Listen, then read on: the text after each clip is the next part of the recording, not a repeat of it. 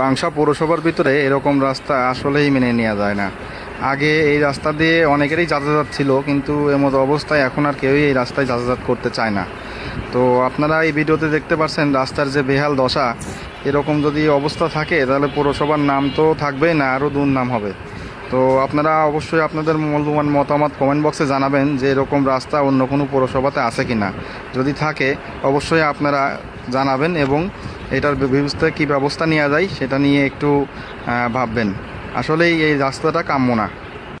আপনারা যে ভিডিওটি দেখছেন এটা মূলত হচ্ছে পাংশা 2 নং ওয়ার্ডের।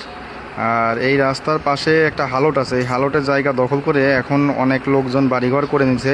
এখন রাস্তা বলতেই নেই, শুধু এক পায়ে একটা রাস্তা আছে। কিন্তু এই রাস্তাতে কিন্তু একসময় অনেকের যাতায়াত ছিল। তো অবশ্যই এটা দৃষ্টি আকর্ষণ করবেন সবাই।